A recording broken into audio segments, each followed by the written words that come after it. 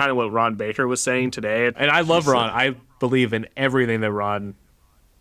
I've basically modeled my firm around the way he thinks you should run a firm. So there's a difference between theory and practicality on running a firm. Like, everything the consultants say are amazing, but like, you got to give them concrete ways of actually doing it in your firm. And you just saying, like, don't keep track of time. Like, okay, get rid of your timesheets, but how do we do that? What's the plan for it? That's much more difficult. So that's why I want the time shits. The time shits. Thank you to Books Time for sponsoring this episode.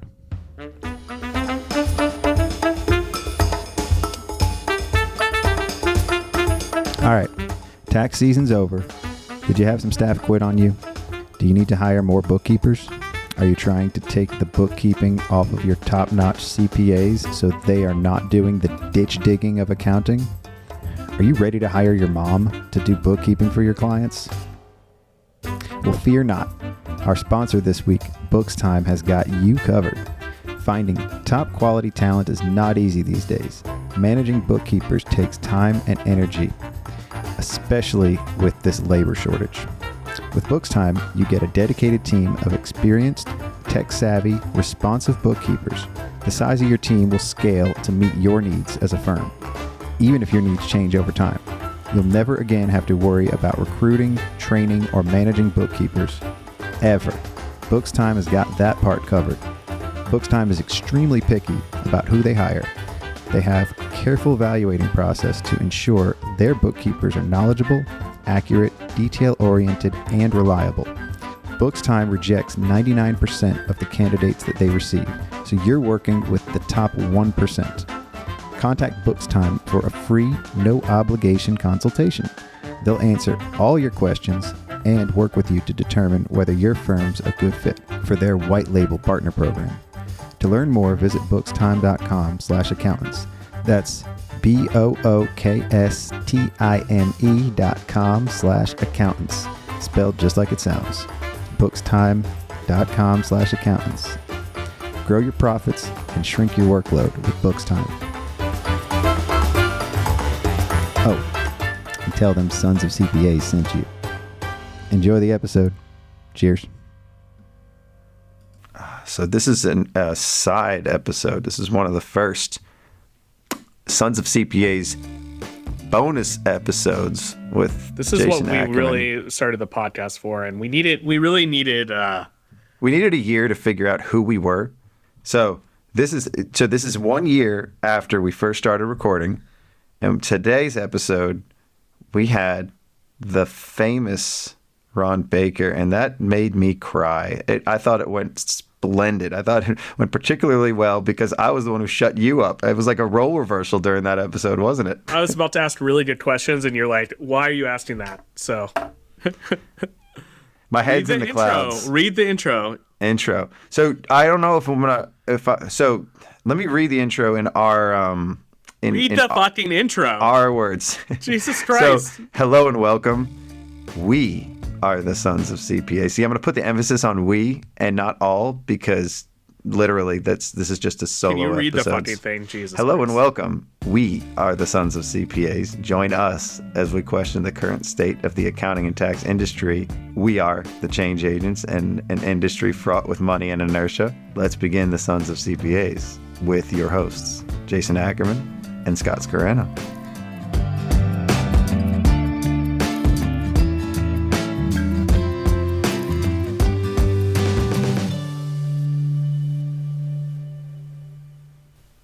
So glad to be here. Okay.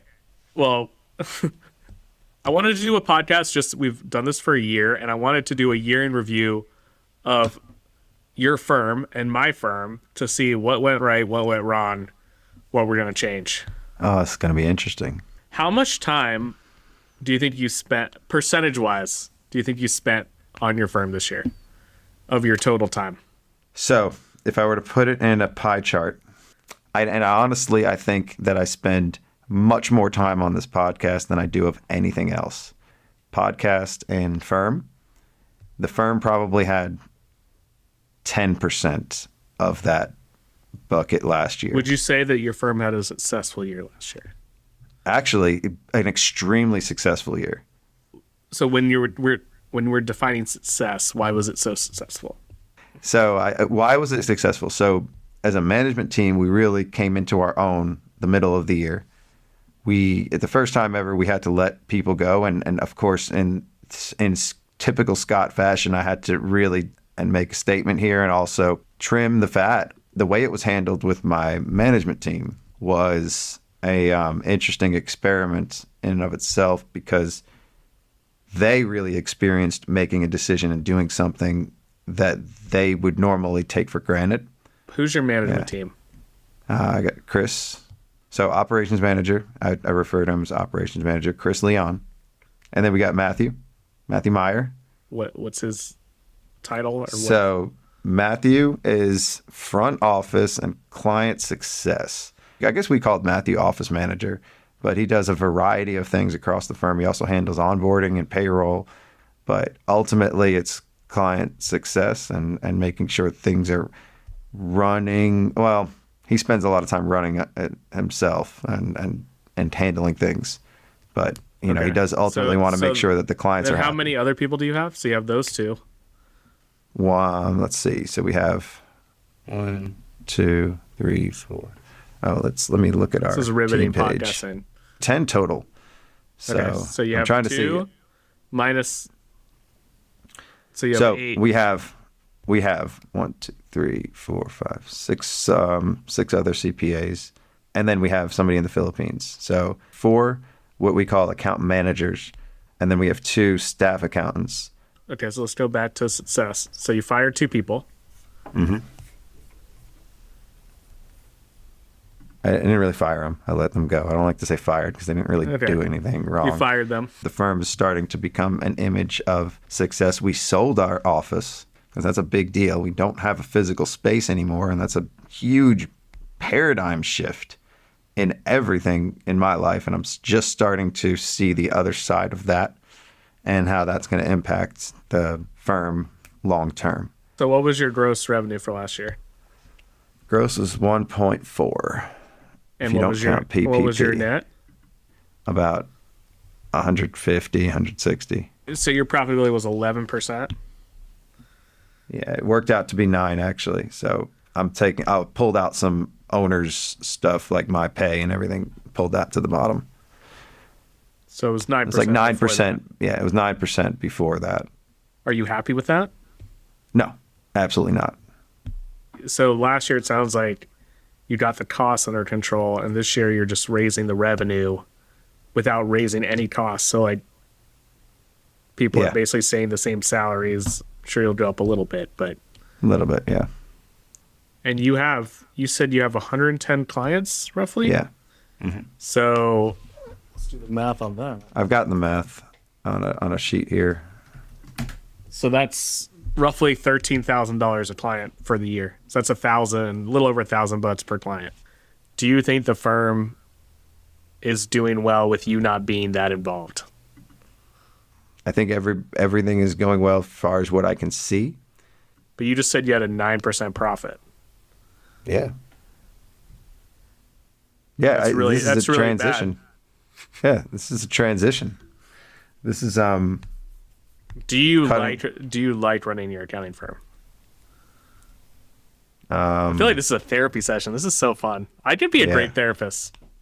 Possibly. I used to when I was doing the work. When I stopped doing the work, I stopped caring about everything. That was... Why'd you stop caring? Like, you think you...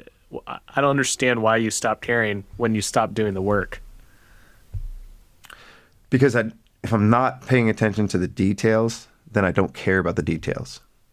I've been very indecisive, so I've been kind of letting things go. Way? I think, oh God, in what way? In every way, in every direction. So I can't decide. What's holding you back from making decisions? Because I'm afraid of making the wrong decision. I know that. I'm always afraid of the opportunity cost of deciding one thing because it's not the perfect one. What if I chose the wrong one? And now I'm going to forget about the other decision. And I'm going to go. Isn't it worse to not make a decision than making the wrong decision? Oh, yes. Yes, trust me. That has been something I've been dealing with lately, is not deciding and the opportunity cost of that too. It's always better to just make one decision. And I'm saying this in life more so than anything else. I can't decide what to wear. I can't decide what to eat. I'm always afraid I'm going to pick the wrong dish, and God, don't You're go like to a my restaurant wife. with me. You're exactly Yeah. indecisive. Like, I'm like, Yeah. hey, where do you want to go? I don't know. And then she says, I don't know. And then I do a suggestion, and it's always she doesn't want that. Yeah. I'm just like her in so many ways. That's why we I'm get along sure. so well, and we argue because you're my wife, basically. Yeah. It's putting up with somebody like me is the gift and the curse, right? Some people love my company and love me being around, but then they get really fucking frustrated with me half the time. So what's the solution? well, for the solution for my firm was, Yeah. why don't they spend less time with me and let's see how things go? And now they miss me. So it sounds like you've pushed away your you don't want to deal with your problem. I don't even know if it's a problem. So this kind of comes back to a question I have, which is, do you think, and I'm envious of this for you, it's like you've kind of just taken yourself out of the accounting and your firm. Do you think that obviously you think that you can do that you can have a successful firm with you basically I think the not firm involved could be at a all? huge success if I just look at the bigger picture and I just focus on the things we could and should do. I think that's the ultimate goal, is to be the consultant of the firm, and I think that's where I can have the most leverage. Does that make sense? Yeah, you basically don't want to be involved. Yeah, I don't want to be marred by the details. I don't want to be tied down by the day-to-day. All right. What's going to define success for this year? For 2022 is if I don't have to check my email, if I have a virtual assistant, if we are profitable at 30% by the end of the year. And we will define our number of clients, our monthly recurring revenue goal, our total revenue goal. I know that we're at 83,000 and change of monthly recurring revenue. I want that to be 100. So that will dictate what our overall revenue goal is and everything else. My one thing I care about is the monthly recurring number. What do you think your firm is really good at? It's a good question. We're good at taxes. We're good at the books. I want to have a vertical that we focus on. I want to start offering some form of advisory. We just started marketing to psychiatrists, group psychiatry practices. Interesting. So it sounds like, are you happy where the firm is? I'm content. Yeah. I am pretty happy where things are. Like I said, I thought we had our best year. As far as I know, if I don't change that much and I continue to do sales, we're going to be profitable and we're going to be doing very well. But I fear that I'm going to end up you say that people fear of failure. I'm definitely not afraid of failing at anything. I'm afraid of committing to something and having to do it every Scared day. of commitment. I think so. Yeah. Like that's kind of funny too, because I was never afraid of anything with the podcast. That to me is where my head is always at, right? Like I'm an artist trapped in an accountant's world. I like the creative aspect of things. I like thinking of great ideas and doing things that have a creative Can you do that at your outlet. firm? I don't think so. I think the real purpose of doing this podcast has always been to move the industry forward and to be the change agents in an industry that's Ripe for change? fraught by money and inertia. Yeah, that's ripe for change. It is. Well, I think the thing with it's like we do need to move stuff forward. What does that mean? I don't know. I think it's different for everything, but I think the problem with the industry is it hasn't changed. It's stayed the same, and it lags behind other industries that are changing at a more rapid pace. there are so many ways to do things. Just knowing what's best for your firm is difficult because everybody's firm's different. Yeah. But I have some ideas. And I Yeah. think a lot of our ideas are similar.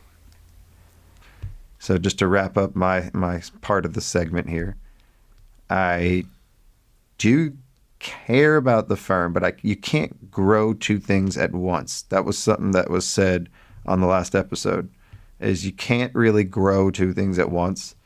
And I'm okay with where our firm is at. I am a lot more patient with the results because I think I'm okay with where it's at. The point is that I've been trying to grow an audience, grow a podcast, and grow as a person. And I can't grow my firm as I do that as well. Some things regress. Honestly, as if you look at last year as a metaphor, I cut a lot of things instead of grew. I always had a growth mindset with the firm. Everything was about growing the firm, growing it for a long time. I guess you're okay with the firm maybe not doing as well as if you were more involved. You're okay with that. I'm very okay with the firm. I'm very okay with where things are, where they're going. I am just not as anxious to get them there so fast. I know there's plenty of time. Right now, I'm anxious to get the profitability there faster. Patience is normal. Patience is important in an accounting firm, and you got to keep the long-term view because you can't change stuff overnight. It does take time. I have a problem letting go too. So if I think something was the answer, I do have trouble shifting to something else if I've already put a lot into that change. So I think a lot of people are like that. Once you really commit to changing something, it's very difficult to do. That's what they say. The key to being a good entrepreneur is being able to pivot when like you have strong beliefs, but you're able to change them quickly and not keep them no matter what. It's very important. So I have strong beliefs and I can change those quickly. Anything that I feel strongly about can really be shifted.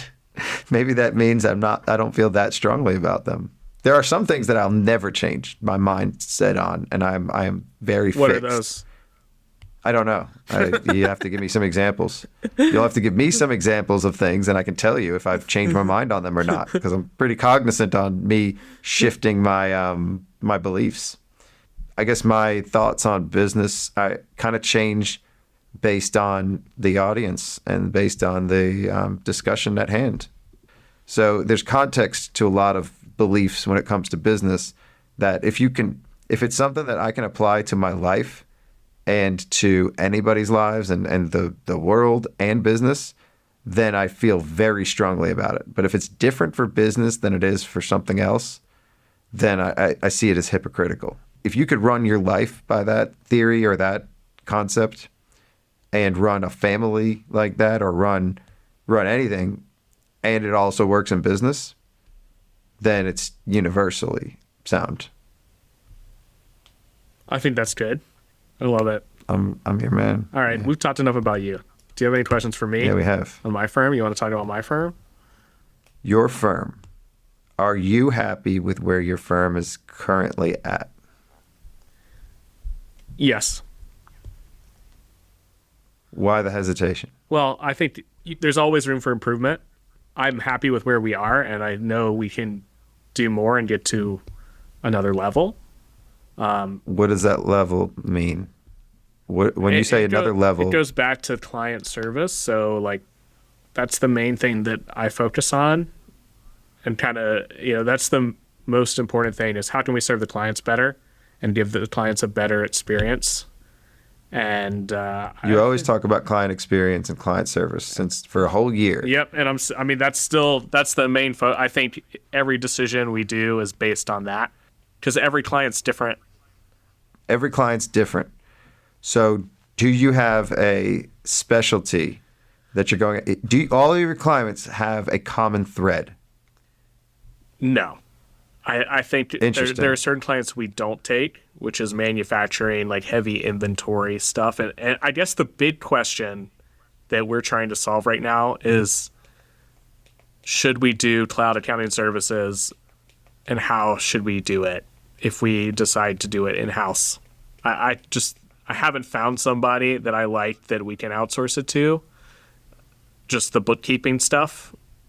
Either I want to find someone who we can outsource it to, or I want to do it in-house well. But my kind of thing, kind of what Ron Baker was saying today, it's like, it's such a commoditized thing now. Does it make sense for us to focus on that? Is our resources, firm resources, better off spent on something else? And I tend to think it is, and I tend to think that our CPAs are doing too much bookkeeping work. And how do we offload that to somebody? That's kind of the big overarching question for 2022 that hopefully we will have a solution for at the end of the year. I have some ideas for that, on how you can keep all that and still win, but it's gonna. Well, it's not that we're not winning; it's opportunity cost. So, like, are we profitable now? Yes, we're profitable. But it's not just profit. It's like kind of what Ron was saying, like the burnout and the rust and like doing the same stuff over and over again. That's mundane tasks. Like, do we want to do that? Or are we better off doing the higher level stuff? But at the same time, it's like you need to do the small stuff. I think to do that. Well, I think you do, but I think you have. I think the reason why you have to do it in house is people have to learn. Like, you have to train people somehow. Like, people just can't walk in here and do a tax return well and do bookkeeping well, and you can't learn it in a year. It takes multiple years to be able to do anything very well. I do think you need it for training. So just kind of figuring out that. Because I think before we would take on more bookkeeping stuff, and I've kind of hesitated away from it. Like, I've been focusing, I think what we do very well is taxes. And I think we're very good at the client service around that.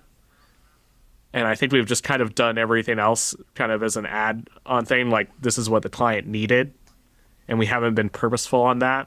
So just trying to be a little more purposeful on things. Yeah.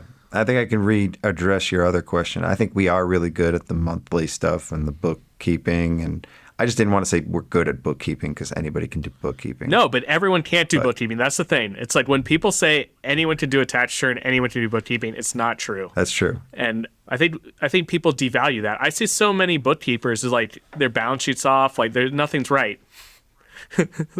and if you don't do the bookkeeping right, and then I see like tax people who just take what the bookkeeping is and don't look at it at all and put it on the tax return, and it's just like. And if we just kind of like forget about that, like, I don't want the firm to just be like, oh yeah, that's easy, like, let's just not think about it, because as soon as you start doing that with anything that you do, like, it's going to not turn out well. You're not providing a good service to the client. I agree with you there. So let's talk some hard numbers.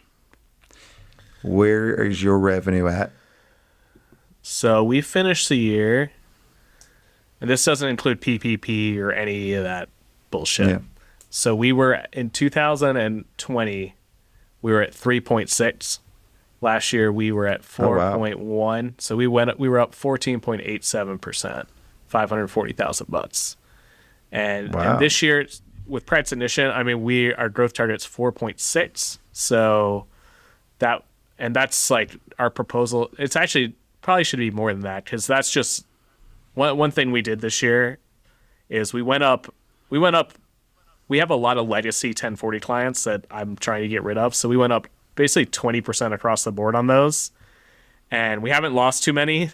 I'm trying to lose more of them, but we haven't lost them. So I think our revenue is going to be closer to like 4.7, 4.8 once we're all said and done. But right now, was this the first year that you hit the 4 million mark, or had you hit it once? Well, so I probably told you, because I kind of look at it like on a 430 basis. So if you look at 430 numbers, we were over it the year before, because that's kind of after tax season. But calendar year, this was the first year we hit over 4.4 million. So we were at, 2016, we were at 2.6 million.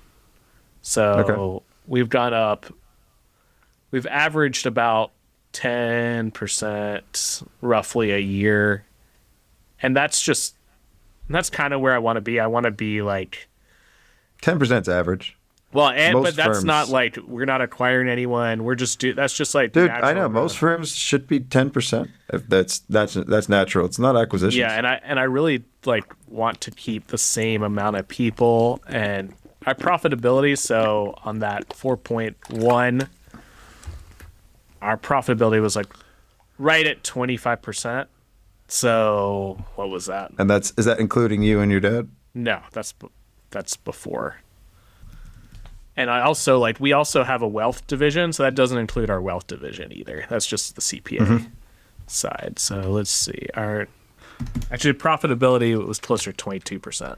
So my goal it's a little lower than what we want. We did spend about $100,000 on computers at the end of the year for everybody. So some of that's a little skewed, but our revenue target's good. If we go up to 4.7 and we're not really hiring too many more people, that'll be our Do you have a profitability target? Because I don't get why you would have a revenue target and not a profitability target. Well, all I have is a profitability target. Yeah, and I agree. Gross revenue doesn't mean anything if you're not profitable. So I think we've gotten to a place though now. Like really, my thing was I want to fix the pricing. So I've spent a lot of time over the last year making sure that we were charging enough for our clients, and I think we've done a good job of that. And now I'm going to focus. Now I can focus on the expenses because I think as we grow now, our expenses aren't going to increase as much. Yeah, I mean we were at 40%. I mean we were extremely profitable when we were at 45%. We haven't changed our top line much, but our profitability has drowned. It's gone down as I got out of the work. So this is interesting because you're still in the work, and you're. Yeah, but you got to remember. I'm not criticizing. But you got to remember, at 4.1 million is different than one. Dude, I know. It's probably a different target.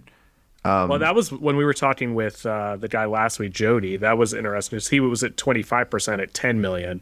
And I was like, that seems low, but that actually seems pretty good. And that was 25% before their salaries? Because I thought that it was their salaries were included in that. It was 25% to owners. Okay, that's probably Which that's right. good. They only have two owners, so they're making 1.2 million each. So on that note, then, you guys have two owners, or are you technically not an owner? I'm not an owner. My dad's 100%. That's 100%. And do you guys have a plan in place for that? I'd like him to die with it, then I get to step up in basis. So that's the plan right now. That really is that's the idea. Yeah, I mean, that's the best tax-wise under the current tax strategy. Now, if we end up bringing in more people, which is possible, then that would change. But as of right now, Bringing in more owners? yeah. Yes, because a lot of people aspire to have employees with some kind of ownership or. Yeah, we've never done that. There's no real plan to change that. I might do some profitability thing, but I really think that your team will be happy based on compensation. Oh yeah, a lot of them don't care about the ownership. To be honest, it's all about getting paid. So if you did something, if you had a phantom equity thing or something, I think that's more. Phantom we don't really equity have any plan of bringing on more than one owner at this time, but it could change. You never know. Yeah. I'm open to that. Well, and on the note of what Ron said about retiring, your dad doesn't really plan to retire, does he? Yeah, he loves what he does. I mean, every year he cuts back a little bit and a little bit more, and so he's turned 70 this year. So, he basically leaves the firm running to me and he manages his clients that he likes. That's basically what he does. Okay. He does 200 plus tax returns a year, individuals. So do you have a management team? Yeah. So another thing that we did over the last year is we hired a chief operating officer and a firm administrator.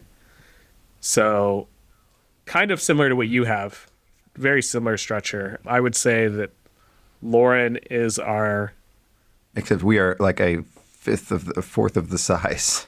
yeah, I mean, we didn't have before this year, we only had 2 admins. So it was a lot. I was doing a lot of administrative work. So that was my goal Sure. of last year, was to get rid of that. And I did do that. So we have one person that's kind of, her main focus is doing the fixed price agreements and value stuff. Like, that is a lot of work, and we're trying to figure out how to streamline that a little bit better. And then we hired Lauren to do more of the operations, making sure that the work is assigned out, stuff gets done, stuff like that. Cool.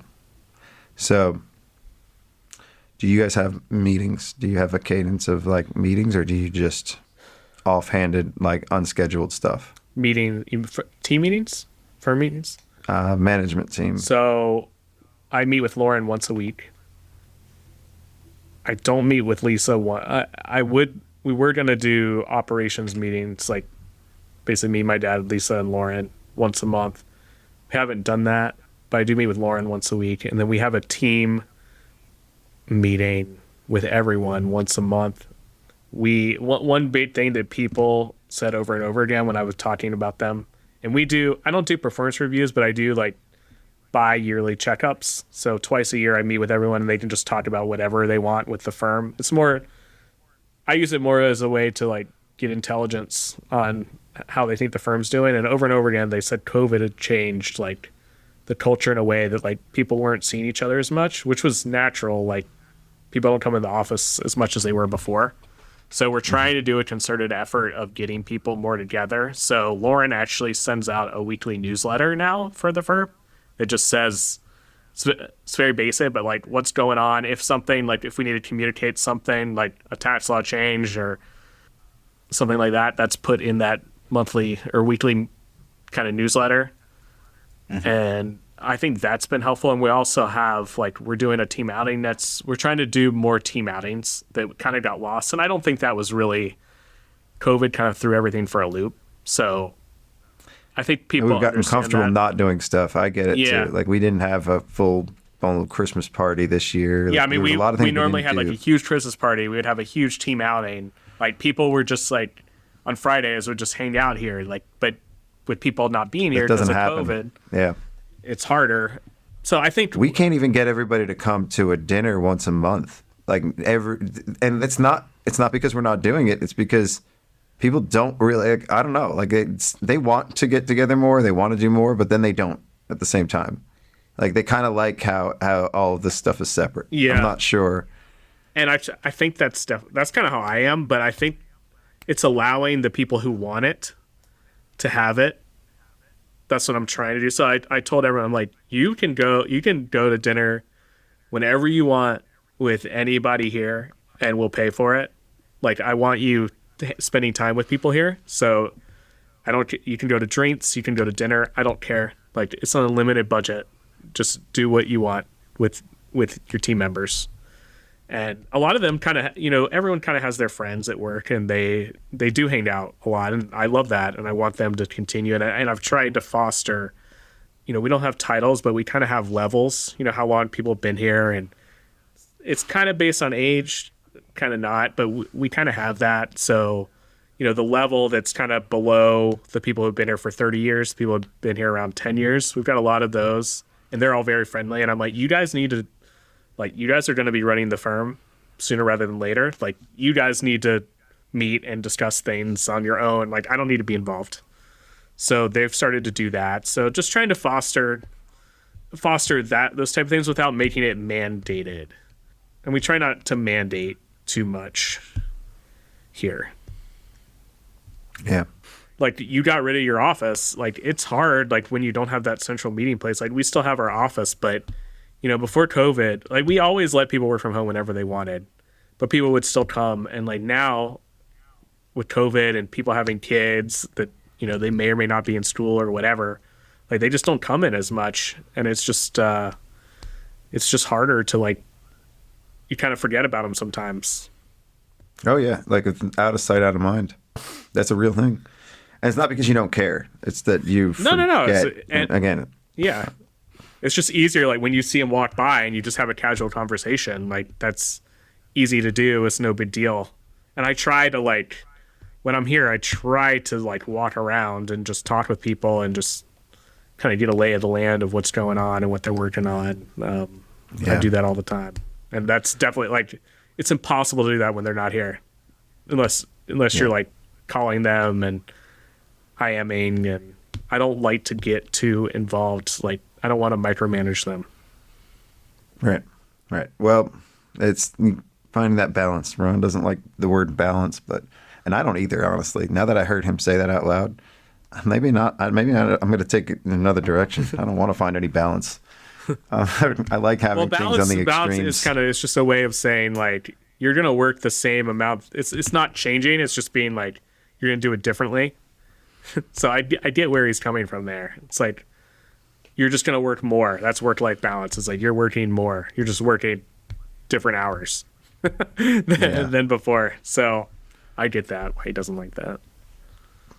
Yeah. I mean, I guess I don't, I'm talking about balance in everything, like finding balance. And if you're not doing as much as you were doing before, but it's not doing nothing too.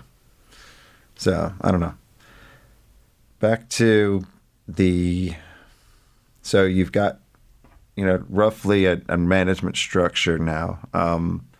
You guys are pretty profitable. And your goals for this year, you have a revenue goal. You have any other like goals for the year? My personal goal is to delegate, have a lot more people, and I've already done that. Like I just had a baby, so I'm using that as an example, as a reason. Forcing mechanism. Yeah, it's a forcing mechanism I probably gave away 2/3 of the clients that I was working on myself. So that's going to be good. And how many is that? I don't know. I had 400. You do a lot of tax returns before. Yeah. So just gave away a lot of that because I do want to spend more time on the firm and on like, not on the firm, not just like the operations, but making sure I'm spending time with people, like training them. And I really want to spend more time on that. So that's where I'm going to focus a lot of my time and delegate. My goal is to have everything delegated. Like what I want to do is planning meetings with people. So I don't want to be like the main person on the client, but I will come in when they need me to plan things. Mm-hmm. So that's where I want to get to. Yeah. This was the first step. That's good. So do you plan on always having some clients? Because that's one thing that I didn't have any balance, so I got rid of all of the client work. I like to keep some. I like to have one person that I reconcile, just so I can keep updated on zero. So I want to have like a little bit. So I do the firm books, but that's how I kept in. That's good. Like doing. So trying to keep that. I do think like I worry if I stop doing tax returns, like will I become rusty on that stuff? I think I will. So I want to keep some so I know what's going on. Yeah, that's not bad. I've spent a lot of time too figuring out what people like to do, what they don't like to do, and kind of we shifted a lot of work to different people this year, purposefully just trying to make them do more. And like some people are ready to do more. I think the biggest problem was me. I didn't want to overwhelm them, so I was doing more work and just not giving it to them. And hiring Lauren has just allowed, like, I'm not doing that anymore because I'm just being like, hey, you need to give this away to somebody, figure out who has capacity. And then what I told him is like, what I tell everybody is if they're overworked, you just let me know and we'll figure it out. And I want to have that excess capacity. I want to have at least 40% of my time where I can kind of do the creative stuff like Ron was saying today. Yeah. And I want other people to have that too. And the thing is like, I think with accountants, there are some people that just want to do the work and don't want to do the thinking or the creativity part, and that's okay. But of the people that do want to do some of the creative work and think about the stuff, I want to make sure they have the capacity to do that. And I don't think you can have like management everybody has to be managed differently. Everybody has different things they like, don't like, ways they respond to things. And that's why when you implement all these things, I'm always like, they sound great on paper, but I think it's just you're trying to fit everyone into the same box. And I want there to be room for people to do things differently. And that's very hard and very balancing. And like, that's what I talk about to Lauren all the time. It's like she wants to create these processes, and I'm like, the processes are good, but like we only need the processes that we absolutely need. I don't want processes just to have processes, because then we're losing the ability to think. Yeah. Well, but it's hard. But it's hard because you want to become more efficient, but it's like, do we kind of what Ron was saying? Efficiency's the enemy, Ron. Yeah. Ron does not like efficiency. And I think that's. I don't totally think the processes are for efficiency.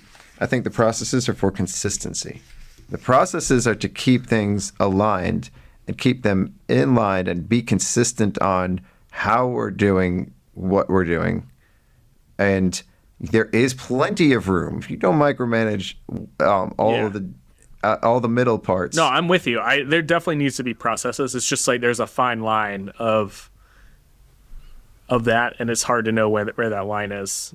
Well, you do want things to be done the same way across the board for consistency and to not rely on, I mean, if you have 35 people that are all individually working on stuff on their own and they're all getting it done, they're all doing it vastly different. Yes. It's inevitable, and that's not good for a business. I don't think that's necessarily bad in accounting. I think in certain businesses, yes. Well, maybe you think that because the profession has not moved forward in a lot of ways. It depends. If it's like the mundane tasks, 100% agree. But I do think there's a lot of bookkeeping. There should be processes. I'm not disagreeing with you on. I'm not saying there shouldn't be processes, but I do think people need to have ways to do it their own way, and because that's how you find out like how to improve the processes as a whole. Like if you have one process, then you might never improve on that process because everyone's doing it the same way. It's very difficult to balance that, and I don't know if we do it well or not. But I've always for instance, like on Xero, like I let people manage their clients on their own, and I didn't force them to get Xero or get QuickBooks Online or get a cloud product. And like it's been a 10-year process, and basically everyone now has all their clients on Xero, but it took a while. But basically you had to get buy-in from your people to do that. Like they're not just gonna. I think we're talking about different things. Like, no, but that is a process. First, a process you could have is like everyone's going to be on Xero, everyone's going to be on Gusto. Yeah, everyone's going to be. Yeah, that's so. The guiding lines. I think what you're trying to say is you want to give people freedom.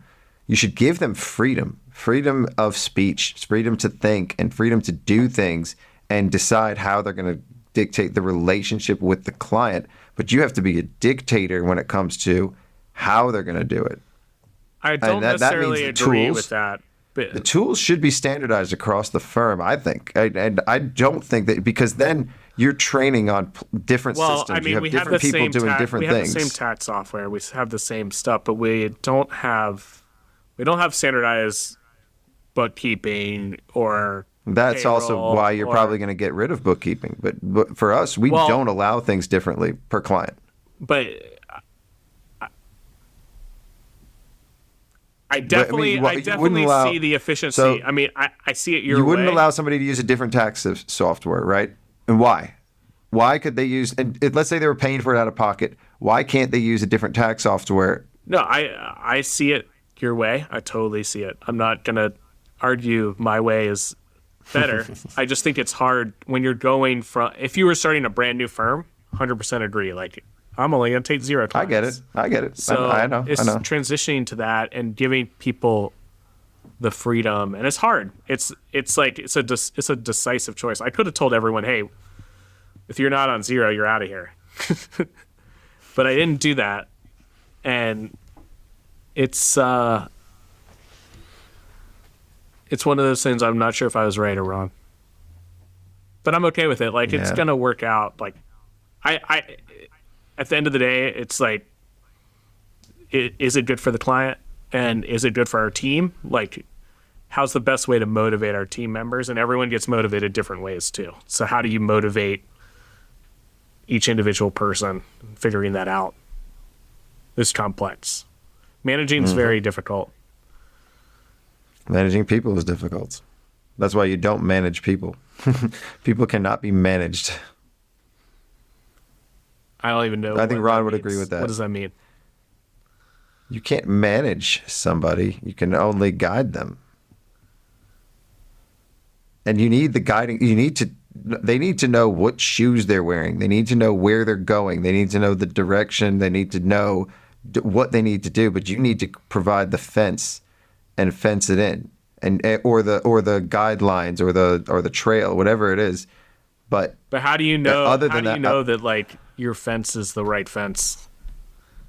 It's just they Like, get out of I it. think- Once think they you get out of the gotta fence, it's the wrong fence. You have to. It has to do the job. Well, That's how you know your fence is the but right I fence. think if you hire Does it do the people- job, and is it but consistent? I think if you hire people and you say you have to get your work done and they get the work done, like, that's the most important thing. And how they get it done is not the most important thing. It is for the business. But- So I think you're being too literal with that, and not thinking about it the way that. What I'm saying is, you decide what shoes they're wearing, what the uniform is, where the again. I don't even know what the fuck I'm describing because I'm using two different. decide what work they do. That's what I'm deciding. You decide what work they do. That's a given. Yes, absolutely. But how they do that work, they do need to use they're deciding to work for you. That's their decision. You decide most of how they do what they do. Now, again, I don't they're free to necessarily do whatever. agree They're free to manage their again, I actually agree. Like, I think that they should be free to do what they want to do when they want to do it, but not how they do it. They can choose their day, and they don't have to be dictated to. I don't care. Like, the how doesn't. It's the end result that matters to me. End results do matter. The how doesn't matter as much to me. So then you have one person. This is all the bigger picture is going to suffer. If you have one person that has a bunch of clients on a system that they chose, and nobody else in the firm knows how to use that, and then that person leaves, and you have now 30 clients. But that's not happening, because it's not like that. Like, there's only a couple accounting systems they can be on. There's not a million accounting systems they can be on. Nobody new is going to. So this is a bad example. Sage. This Like, is a bad example, but it's not. So you're not providing two options. So you're saying that if an employee comes to you, you're being contradictory there, because if somebody comes to you and says, "I want to use this," and if it's something that you don't know, or if it's another system, because you said there's only two that they could choose from, and they chose another one, would you allow it? If they could validate why they want to use it. And they don't have to train anybody else at the firm to use it. Because I want Who's gonna do that? experimentation. What if this new thing's better than what we're already using? I don't know. You're crossing the streams here. You should experiment outside of them deciding here and there, because none of that's going to promote. That's not going to promote any changes and discoveries. That's a fragmented system. I tend to let people kind of make their mistakes and figure it out on their own. It's Okay. never gotten to a point where someone's like doing something that I think was detrimental, like someone else couldn't figure out what they were doing. I think we agree on that because, like I said earlier, I think accounting is very hard. It's not like it's not like they're billing their clients separately or doing stuff. There are boundaries, but they're not responsible for that. Like, they're responsible for making sure the work gets done. So I think you need guess standardized processes. Yeah, and I think you have them, and you're just not giving any credit to them. No, we definitely have processes. Well, that's good. So, sounds like we need to talk about the podcast goals now for the year. Oh boy! Right? What are the goals here? Do you want to do more of these? My goal for the podcast is having more firm owners and learning more about how people run their own firms. That's already done. I think we had too many vendors last year that didn't, and some of these consultants are amazing, but like Nicole said the other day, I don't trust anyone who doesn't run their own firm. This is funny. Like, this is so funny. More people. So Nicole said that about Ron Baker too. Yeah, I know, and I love Ron. I believe in everything that Ron. I've basically modeled my firm around the way he thinks you should run a firm. So, but I do agree with, like, there's a difference between theory and practicality on running a firm. Like, everything the consultants say are amazing, but like, you got to give them concrete ways of actually doing it in your firm. And you just saying, like, don't keep track of time. Like, okay, get rid of your timesheets, but how do we do that? And like, what's the plan for it? Like, that's much more difficult. So that's why I want the time shits. The time shits. So it's funny you said you want more firm owners, and the two people you brought on were both like consultant types. Brandon Poe's a firm owner. He just has a different type of firm. Something. She's a consultant. But she was in a firm for 30 years. So she has firm experience. I honestly think that it's a perspective that I honestly have no opinion on a vendor or a firm owner, because I think if they're in the industry, then we can react and talk about there's things value. that they've There's said. value to everybody that we have on. I just find the most value. I think people who You just really hated Kathy's episode, and that's the one. Like, but I've had Ian on a few times. Who was Kathy? That lady who did her own live plan, who did her own tax return. Live plan. I didn't hate anybody. I just think, like, how can you give someone advice if you don't know their business thoroughly? We're pretty good at giving practical advice that would work, and I think we're pretty good at giving some pushback and all those other things. I think it's going well. So I have no complaints. The first year, beyond my expectations. I didn't think we'd make any money. Like, you've been amazing at getting sponsors and building the community, and I think we've been. So would you say the first year was a success? Oh yeah. Would you? Oh yeah, absolutely. Oh yeah, baby. It was a success that we started doing it. When I released an episode, that marked a success, because I wouldn't have released an episode if it wasn't going to be successful. Like, I thought we were well on our way. We recorded some good ones. By the time we recorded Kenji's, I think, and you had that reaction, I said, okay, I can release these now. That one went well. A lot of people liked Kenji's episode. I think that they've been getting, every time I release one, I think it's the best episode yet. Well, that's good. That's where my head's at. It's getting easier. I have some goals. I would like to have a system for this. I would like to systematize the editing, the CPE stuff, the show notes, all of that. I'd like to hand that stuff off. Honestly, I would hand off all of it if I trusted who was doing it. But again, I have problems of letting go as well. So that's your goal, is to let go this year. No, that'd be quick to let go of everything. I don't understand everything. You have to be able to let go and just. I got to understand it all first and have confidence. People to do a job, you got to let them do the job. Yeah, I am still learning though. Like I am learning a lot about editing, and that's what I want to do. I want to be able to hand it off when I know it all. When I'm past the valley of despair, and I have some more confidence in how it should be, and not how I think it's the best way of being done. I want to have a better perspective on that. The valley of despair. I love that. Yeah. I want to get out of the valley of despair, which I feel like I'm on my way out of there with this podcast stuff. It's been, again, it's like this is the theater of the mind, and I like listening with my ears, and I like learning with my ears. So there's a lot of things about this has been a good podcast. We're gonna do. I want to do more just us talking about a subject too. Yeah, we already have a lot of guests lined up for the year. We've got a lot of guests. This is a variety show. This is a guest show. That's what it's turned into. And then the bonus episodes are one-on-ones. It's beautiful. That's kind of what's been. You spent too much time with me today. I know. Go to bed. Bye, everybody.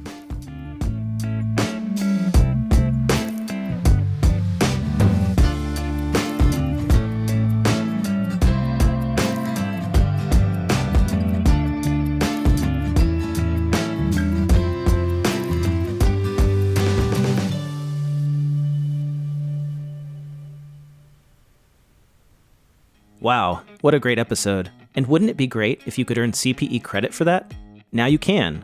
Visit earmarkcpe.com to sign up for free and earn free CPE credit for listening to this show. That's earmarkcpe.com.